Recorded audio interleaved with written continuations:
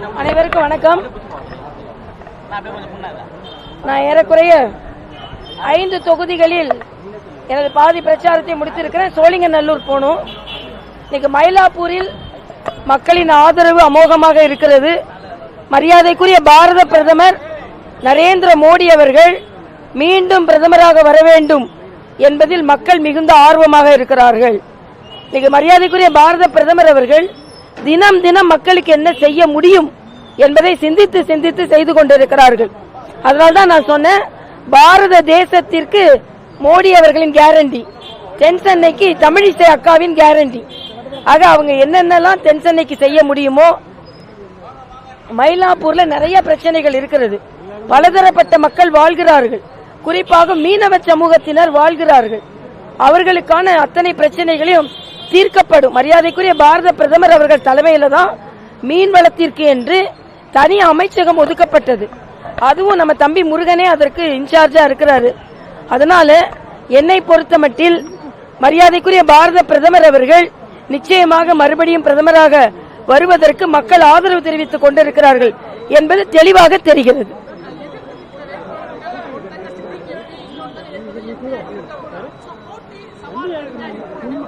இல்ல, 2 பேருமே முன்னாள் எம்பி. இனிமே முன்னாள் எம்பிக்கள் ஆக போறாங்க, அவ்வளவுதான். ஆனா அவங்களோட பெர்ஃபார்மன்ஸ பாருங்க. தம்பியா இருக்கட்டும், அக்காவா இருக்கட்டும், அவங்க 2 பேரும் எந்த அளவிற்கு மக்களோடு மக்களா வேணுன்ற நேரத்துல வெள்ளம் பாதித்தவர் 1-2 இடத்துக்கு போயிருப்பாங்க. ஆனா முற்றிலுமாக நின்னாங்களா? ஆனா நான் மாநில தலைவராக இருக்கும்போது இங்க வெள்ளம் வந்தது. வேளச்சேரியிலே போட்டை வச்சுக்கிட்டே 6 நாள் இருந்தோம் நாங்க. ஆக அப்படிப்பட்ட பாராளுமன்ற உறுப்பினர் வேணும். என்ன பொறுத்த மட்டும் நான் ஒரு இயல்பான அரசியல்வாதி மாதிரி இல்லாம மக்களுக்கு நல்லது செய்யணுன்றதுக்காகவே நான் வகித்த பதவியை விட்டுட்டு வந்திருக்கேன். மக்கள் என்னை புரிந்திருக்கிறார்கள் என்பது எனது கருத்து.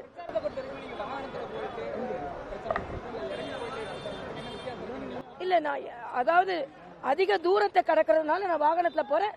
ஆனாலும் மக்கள் எல்லா இடத்துல இருந்து ஆதரவு தெரிவிப்பதை நீங்களே பார்த்திருப்பீங்க. நேற்று நான் பார்க்குக்கு போனேன். மக்கள் நேரடியா ஆதரவை தெரிவிக்கிறாங்க. அதனால மக்களின் ஆதரவு நிச்சயமா இருக்குது. நான் அவர்கள் நம்பிக்கைக்கு ஏற்றால் போல் நடந்து கொள்வேன். லோக்கல் பிரச்சனை இன்னும் சொல்ல போனா, இந்த மயிலாப்பூர்ல உள்ள மக்களுக்காக மயிலாப்பூர்லேயே பாராளுமன்ற அலுவலகம் செயல்படும். இது நான் ஏற்கனவே உறுதிமொழியா கொடுத்திருக்கேன். ஒரு பாராளுமன்ற உறுப்பினரை பார்க்கறதுக்கு ஒரு இடத்துக்கு தான் வரணும்னு இல்லை. எனது 6 தொகுதி. இன்னொன்று தமிழ்நாட்டில் 2வது மிகப்பெரிய தொகுதி. அப்ப மக்கள் ஒரு இடத்துல இருந்து இன்னொரு இடத்துக்கு வர்றதுக்கு ரொம்ப கஷ்டப்படுவாங்க. அதனால அந்தந்த தொகுதியில பாராளுமன்ற சட்டமன்றத்தில் பாராளுமன்ற உறுப்பினரின் அலுவலகம் செயல்படும். என்னை தேர்ந்தெடுத்தா ஒரு உதாரணம், ஒரு பார்லிமெண்ட் உறுப்பினர் எப்படி இருக்க வேண்டும் என்பதற்கு உதாரணமாக செயல்படுவேன் என்று மக்களுக்கு நான் தெரிவித்துக் கொள்வேன்.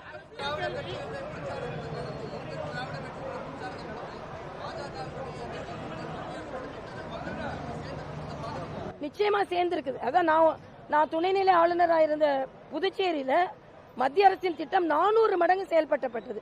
ஆனா மத்தியில் ஆளுகின்ற ஆட்சியின் எதிர்கட்சி ஆளும் போது அந்த மத்திய அரசின் திட்டங்கள் மாநிலங்களுக்கு கிடைக்காமல் இருட்டடிப்பு செய்யப்படுகிறது என்பதில் எனக்கு தெரிகிறது. அதனால்தான் டபுள் இன்ஜின் கவர்மெண்ட் நம்ம சொல்றோம். மத்தியிலும் மாநிலத்திலும் ஒரே ஆட்சி இருக்கும்பொழுது மக்களுக்கு இன்னும் அதிக பலன் கிடைக்கும். அந்த சூழ்நிலை தமிழகத்திலும் வரும் என்று நான் நினைக்கிறேன். 1967 எப்படி ஒரு மாற்றம் வந்ததோ அதே மாதிரி 2024 ஒரு மிகப்பெரிய மாற்றம் வரும். அப்பொழுது தேசியத்திடமிருந்து திராவிட கட்சிகளுக்கு இந்த ஆட்சி போனது, தமிழகம் போனது. இனிமேல் திராவிட கட்சிகளுக்கு தேசிய கட்சியான பாரதிய ஜனதா கட்சிக்கு மாறுகின்ற காலம் வந்துவிட்டது என்பது எனது தெளிவான கருத்து.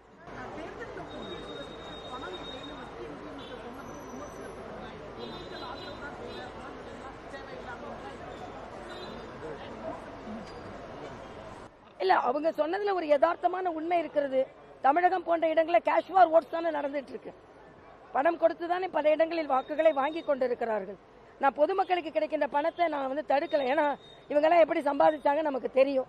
ஆக அப்படிப்பட்ட ஒரு சூழ்நிலை இருக்கு. இப்ப எங்களை போன்றவர்கள்லாம் 4-5 தேர்தலில் களத்துல இருந்து வெற்றி பெற முடியாததுக்கு காரணம் என்ன? அவர்கள் செலவு செய்கின்ற அளவுக்கு எங்களால் செலவு செய்ய முடியல அப்படின்றது அது ஒரு காரணம். அது மட்டும் இல்ல, சில ஏற்றத்தாழ்வுகளை முன்னிறுத்துவார்கள், சில சோசியல் ப்ராப்ளத்தை கொண்டு வருவாங்க அப்படின்னு சொல்லி இருக்காங்க. அவங்க பணம் மட்டுமே சொல்லல, அதனால அவர்கள் சொன்னது அவர்களின் ஒரு ஒரு அப்சர்வேஷன் எடுத்துக்கலாம். ஆனா தேர்தலுக்கு பணம் தேவை என்பது உலகத்துல எல்லாருக்குமே தெரியும். இப்ப எங்களை போன்றவர்கள்லாம் நெடுநாள் அவங்க வந்து அட்மினிஸ்ட்ரேஷன்ல இருக்கிறாங்க. இப்ப எங்களை போன்றவர்கள் மாநில தலைவராக இருந்து தொண்டர்களோடு இருந்தாலும் அந்த நம்பிக்கையில நாம போட்டி போடுவோம், நாங்க போட்டி போடுறோம், அவ்வளவுதான். இல்ல நான் அதுக்குள்ள போகல. நான் வந்து நாங்க வந்து எண்ணத்தை கொடுத்து நல்ல மனத்தை கொடுத்து மக்களிடம் வாக்குகள் கேட்கிறோம். மக்கள் அதை புரிந்து கொள்வார்கள் என்பது எனது கருத்து. இங்க என்ன பிராக்டிஸ் இருக்குன்னு பத்திரிகையாளர் உங்களுக்கே தெரியும். இதை நான் திருப்பி சொல்லிதான் ஆகணும் இல்ல. ஆனா மக்களுக்கு கிடைக்க வேண்டியது எதுவும் நான் தடுக்க மாட்டேன். ஆனா மக்கள் எனக்கு கொடுக்க வேண்டிய வாக்குகளை கொடுக்க வேண்டும் என்று நான் ஆசையுடன் கேட்டுக்கொள்கிறேன்.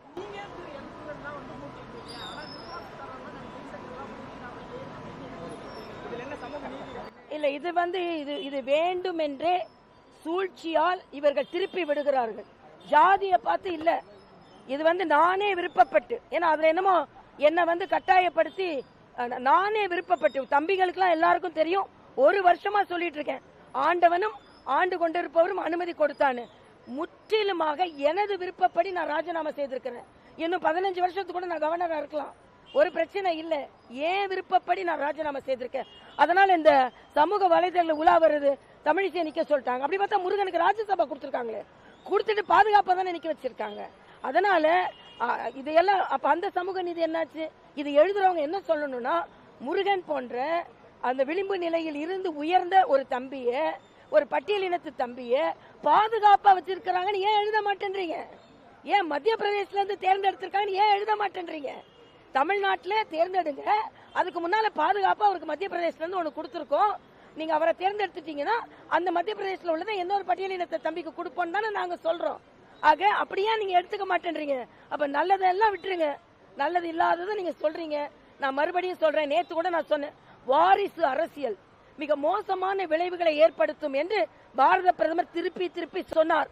அந்த பாரத பிரதமர் என்ன சொன்னாரோ, அவர் சொன்ன வாக்கியங்கள் என்னப்பா அது டங் ஸ்லிப் எடுத்துட்டீங்களா?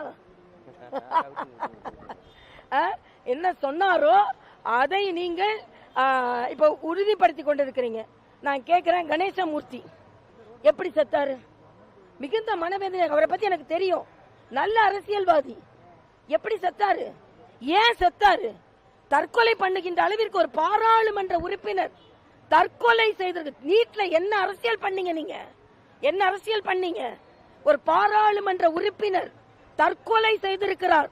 இதற்கு ஸ்டாலின் அவர்களும் வைகோ அவர்களும் பொறுப்பேற்க வேண்டும். ஏன் அந்த கூட்டணியை சார்ந்தவர்கள் வாய் மூடி இருக்கிறீர்கள்? இதைத்தான் நாங்க சொல்லிக் கொண்டிருந்தோம்.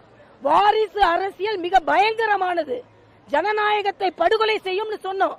ஒரு பாராளுமன்ற உறுப்பினரை படுகொலை செய்து விட்டது. இதற்கு அவர்கள் பதில் சொல்லியே ஆக வேண்டும்.